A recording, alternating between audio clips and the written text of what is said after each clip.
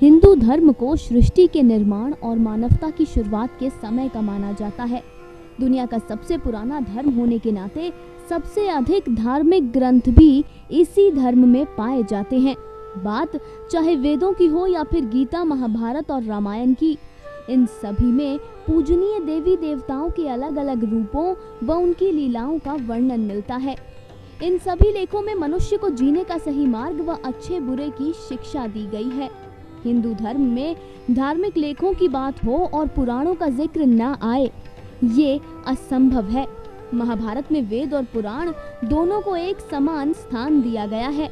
कहा गया है कि वेद का अर्थ विस्तार पुराण के द्वारा ही करना चाहिए। पुराण जिनको पढ़ने से आध्यात्मिक व मानसिक शांति का अनुभव होता है। लेकिन क्या आप जानते हैं कि एक पुराण ऐसा भी है जिसके लिए मान्यता है कि उस पुराण को घर में रखने से या फिर उसे पढ़ने मात्र से ही जीवन में अशुभ घटनाएं घटने लगती हैं। ऐसा माना जाता है कि ये पुराण जीवित व्यक्ति के लिए है ही नहीं, बल्कि ये पुराण जुड़ी हुई है मृत्यु से। आप समझ ही गए होंगे कि उस पुराण का नाम क्या है, गरुड़ पुराण। आज अपनी इस रिपोर्ट में हम आपको गरुड़ पुराण का एक ऐसा पहलू दिखाने वाले हैं जिसे शायद आपने पहले देखने की कोशिश नहीं की होगी। हम आपको बताने वाले हैं कि जब जीवित व्यक्ति गरुड़ पुराण को पढ़ता, सुनता या उसे अपने घर में रखता है तो इसका उसके जीवन पर क्या प्रभाव पड़ता है।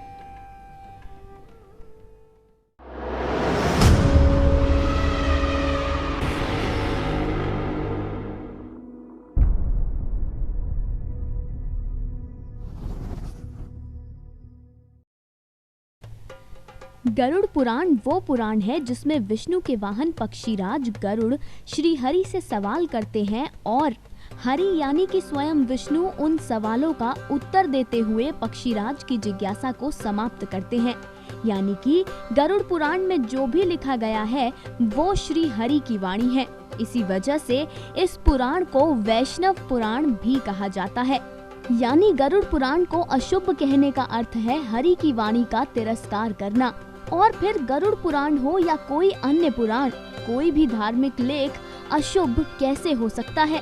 गरुड़ पुराण के अशुभ न होने का ये एक कारण तो है ही कि ये स्वयं विष्णु के द्वारा दिया गया ज्ञान है। इसके साथ साथ जब हम इन सब मान्यताओं का सच तलाशने के लिए गरुड़ पुराण का अध्ययन कर रहे थे तो हमें कुछ ऐसा नजर आया जिसे गरुड़ पुराण के अशुभ न होने का प्रमाण कहा जा सकता है। जी हाँ, गरुड़ पुराण में लिखा हुआ है कि गरुड़ पुराण विद्या, यश और लक्ष्मी की प्राप्ति व रोगों को दूर करने वाली और सौंदर्य प्रदान करने वाली है। इस पुराण में आगे लिखा है कि जो मनुष्य किसी भी समय इसका पाठ करता है उसे संपूर्ण ज्ञान की प्राप्ति हो जाती है। गरुड़ पुराण में लिखा है कि जो मनुष्य श्रद्धा पूर्वक ध्यान लगाकर इस पुराण का पाठ करता है, जो गरुड़ पुराण को सम्मान और शुद्धता से अपने घर पर रखता है, वह धर्मार्थी हो जाता है।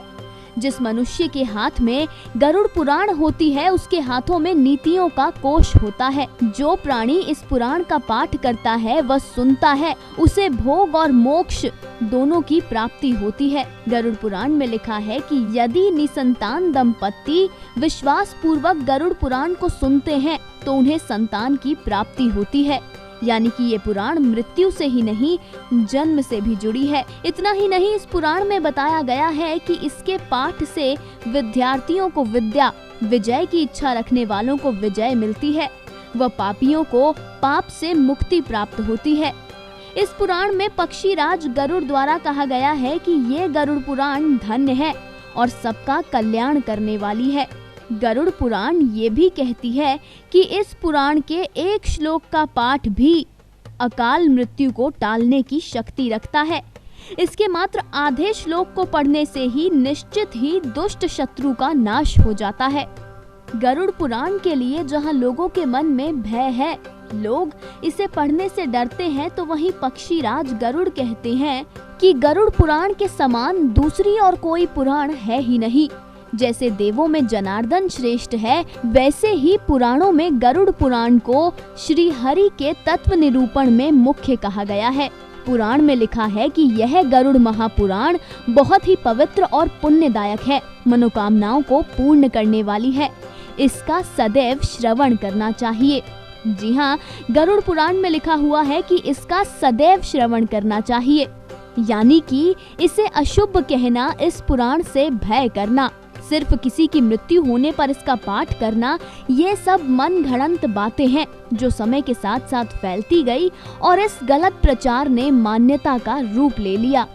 गरुड़ पुराण में पक्षीराज ने ये भी कहा है कि जो भी व्यक्ति अपने जीवन में इस पुराण का पाठ करता है वो मृत्यु के बाद यम के मार्ग में मिलने वाली सभी यातनाओं से मुक्त होकर स्वर्ग की ओर प्रस्थान करता है। मृत्यु के बाद यमराज के मार्ग में मिलने वाले कष्टों को जानने के लिए आप आई बटन पर दिख रही हमारी रिपोर्ट को भी देख सकते हैं।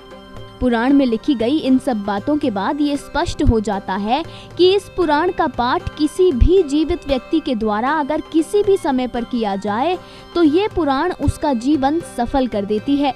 लिहाजा ना तो ये पुराण अशुभ है और ना ही हमें इससे भय करना चाहिए।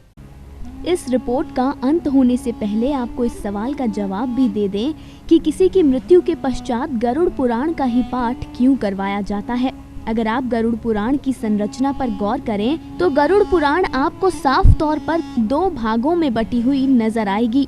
जहां पहले भाग में विष्णु के रूपों का वर्णन किया गया है तो वहीं दूसरे भाग में मृत्यु के बाद आत्मा के साथ क्या होता है इसका जिक्र किया गया है। इसी दूसरे भाग में मृत्यु के बाद होने वाली क्रियाओं और श्राद्ध आदि के महत्व और उन्हें सही तरीके से करने का ज्ञान भी मिलता है। किसी की मृत्यु होने पर शोकाकुल परिजनों के मन में जीवन और मरण को लेकर अलग अलग आशंकाएं और प्रश्नों का जन्म होने लगता है, जिनके जवाब केवल और केवल गरुड़ पुराण में ही मिलते हैं। इसलिए भी किसी की मृत्यु के बाद गरुड़ पुराण का पाठ रखवाया जाता है। इतना ही नहीं, आशंकाओं और प्रश्नों का समाधान होने पर परिवारजन सभी क्रियाओं से संतुष्ट होकर जीवन में आगे बढ़ने की प्रेरणा पाते हैं। लेकिन इसका अर्थ ये बिल्कुल भी नहीं कि इस पुराण का पाठ किसी की मृत्यु के बाद ही किया जाना चाहिए, इसके अलावा कभी नहीं।